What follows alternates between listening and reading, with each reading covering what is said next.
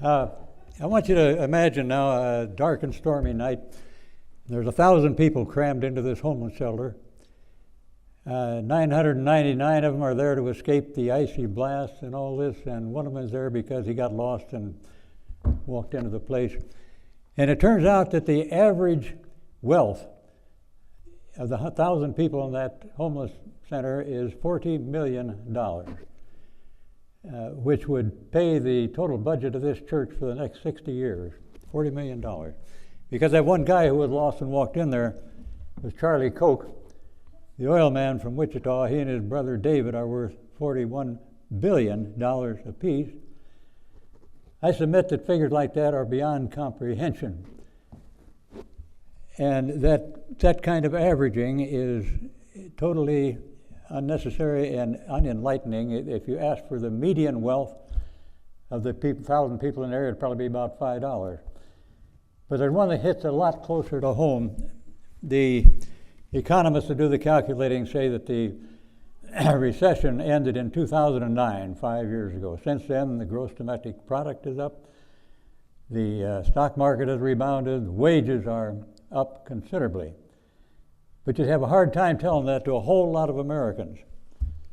Because in that period, since the past 5 years, hourly wages have gone up less than 2% per year, while the inflation rate hangs about 3% a year. But also in that time, 95% of that income growth has gone to 1% of the population, the very, very rich.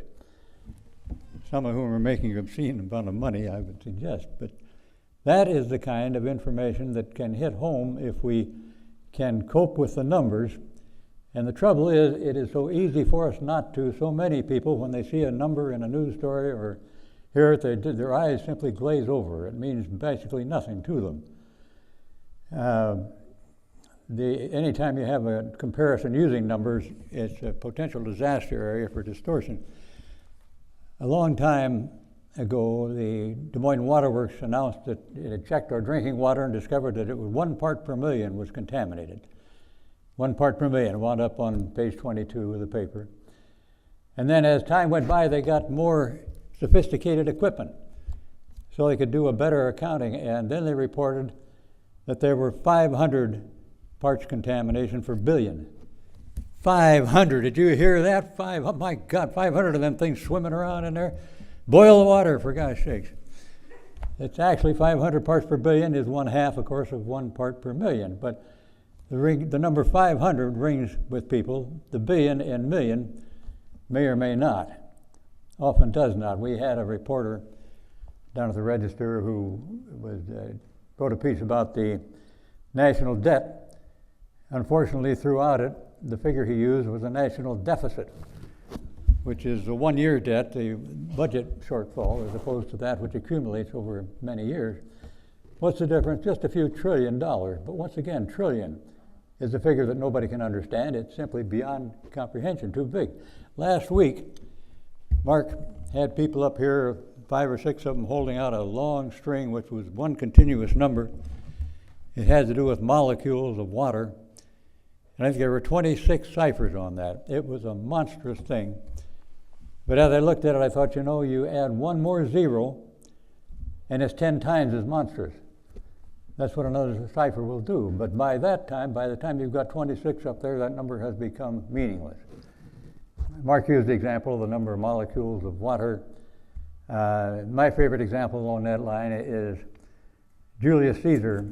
The next breath you take, you will more than likely inhale 2 of the molecules of air that Julius Caesar uttered when he said, "Et tu, Brutus." That brief period of time, that's all it took.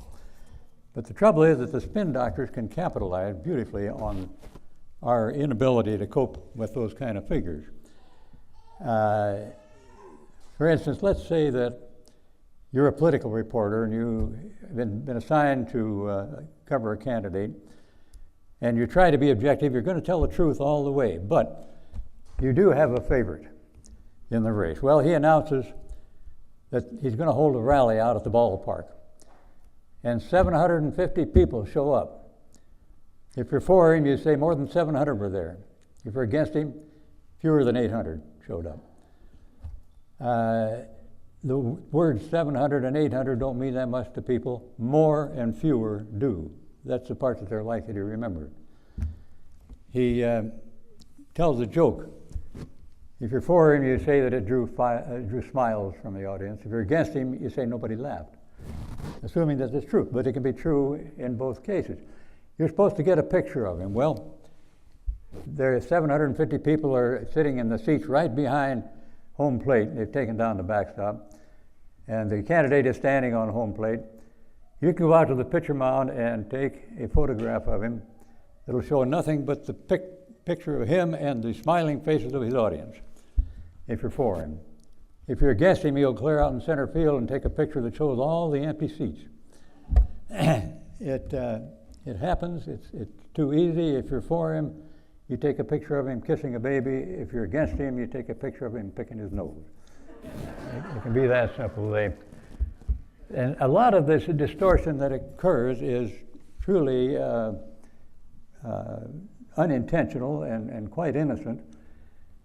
I was filling in on the editorial page editor's desk one time, and here came an editorial from a very talented writer. And she was decrying the fact that the Olympics in those days did not allow women to compete, certainly not in anything too tough. And she said, my goodness, why couldn't they run some of the lesser races, for instance, the 10,000 kilometer run? I told her, I've been running all my life from things. Been running all my life, and I run every noon, but it would take me 6 years to run 10,000 kilometers. Try 10,000 meters, or 10 kilometers, okay? A simple mistake with huge consequences if anybody took it seriously. There's a nice little magazine published out in western Colorado called High Country News, a little nonprofit magazine. And the other month they had a note from the editor saying that she and the editorial board had tried very hard to see how they could expand coverage in the western United States, all 1,000,000 acres of it. And I sent her a little email and say, 1,000,000 acres wouldn't get you guys out of your own zip code. What you meant probably was 1,000,000 square miles. The 11 western states come to 1.2 million square miles, which is 640 times as much as 1,000,000 acres. She memoed back and said, you're the only person that caught that. I don't know. I'm probably the only smart ass that saw occasion to correct it. But in any event, a lot of that thing does simply go away because people simply are not paying attention. This morning's Register, would you believe, talking about the fire down at the Equitable building, said that a cross-section of the building was 135 square feet by 135 square feet. Okay, I guess that's a big building, but it doesn't make any sense mathematically. The point is that reporters, they should all take courses in statistics. They should be required to take statistics and laws of probability. It is so easy to write the story, if it's got a bunch of numbers in it, to take for granted whatever you were told or anything that you can come up with that seems close to it. For instance, if there was a meeting of the anti-disestablishmentarianists here in Des Moines, practically every reporter would spell anti-disestablishmentarianist correctly, and about half of them would count the house and get it wrong. That's just the way, the fact that they are not mathematicians. When we first started gambling in this state, the legislature passed a law that you could not gamble more than $5 on a single bet, and you could not lose more than $200 in a night. That way they figured they would keep it very calm and under control, and nobody would go broke. Well, I called a friend of mine up at Ames. He's a physics prof, he's retired now, Laurent Hodges. And I told him about this and asked him to put his computers to work on it. And so he had the computers play roulette, which has, as you may know, a sheet of 38 or 36 numbers plus 0 and double 0. Those are the 36 numbers are divided, 18 of them red, 18 are black, 18 even, 18 odd. So he put his computers to play the odd number, and his computers played that game 25,000 times. And the next morning when he checked it out, they had won $200 a little over 1% of the time. They had lost the $200 the other 98+% of the time, because that, on a given spin of the wheel, if you play odd or even, you got a 47% chance of winning. But over time, you'll get worn down to the point that you haven't really got a chance, especially when they put a limit on your bet. The only thing to do if you want to go to a casino is take all the money you're willing to lose that day and put it down once, and take it home if you win and go home if you lose. If you keep playing, the odds are so tremendously against you. But that's the law of the probability.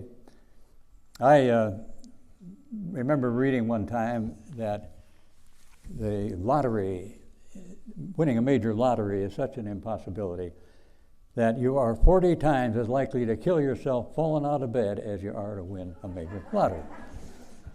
So I speculated. You got this guy, and he said, well, I know how to even up those odds, so he buys 40 lottery tickets, okay? And then one morning his wife makes him up and says, guess what, honey? You won the lottery. And he's so excited he falls out of bed and kills himself. Okay? No. Anyway, the messages that you use when you use these huge numbers are useless, as I say, but if you bring them down to something people can comprehend. I mentioned the Koch brothers and their $41 billion.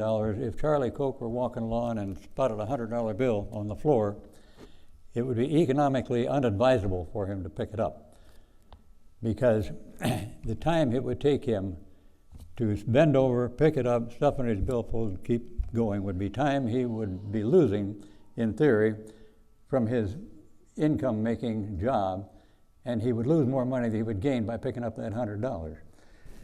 That's how big that kind of a story is. Also, there's a choice of words that you can use, or the way you write something that can manipulate people. How many people here are familiar with Mad Magazine? Oh, hot dog, I'm in good company. One time they decided they would show what it would be like to have a magazine that did nothing but print good news, okay? Because everybody complains to newspaper people and magazine people that they're just full of bad news. They're tired of it. So they had this story about this airline. Acme Airline announced today that their entire fleet is now jet airliners. Every single flight you take on an Acme will now be a jet airliner. It goes on and on like that. The last sentence says, it became a jet airliner when their last prop plane crashed, killing 200 people. But basically what they're trying to do is tell you the good news, even when there isn't one. The concern over that kind of writing can trip you up in so many ways. It wasn't that long ago the Register had a story about cats as pets. And it mentioned in there, or the point it was trying to get to was that men have pets, cats, but women are far more likely to have them. What the story said was, women like cats more than men. How do you beat that one? Guys, that means we've all got to learn how to purr, okay?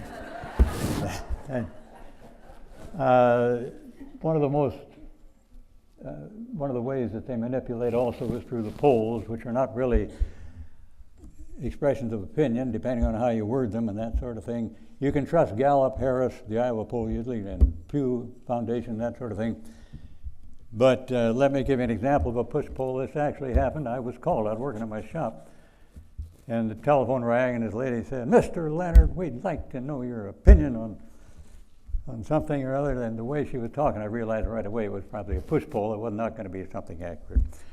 He said, Mr. Leonard, do you agree with candidate Smith that people should work for a living rather than draw welfare? Well, that's kind of obvious, and I'm sure that candidate Smith is aware of the requirements. Mr. Leonard, do you agree that we must have a military force strong enough to deter any enemy from attacking us? I said, yeah, but that doesn't mean we have to fill out the wish list of every general in the Pentagon. Mr. Leonard, and he went on like that. Finally, she said, Mr. Leonard, can we count on you to go to the caucuses and stand up for candidate Smith? by that time I was ticked off, and I said, I would not vote for candidate Smith if the only other option was none of the above, okay? And this is the God's truth. So help me, I remember her words exactly. She said, Mr. Leonard, I'll put you down as undecided. It's hard to believe, but that's how a push poll may operate. And of course, they knew before they even started the poll what they would say the results were. One of the most frightening parts of the manipulation, I think now, is the fact that science has been enlisted, and there seem to be scientists who are willing to sell their integrity for the right price. This has come up more and more, I think, as the climate control debate rages.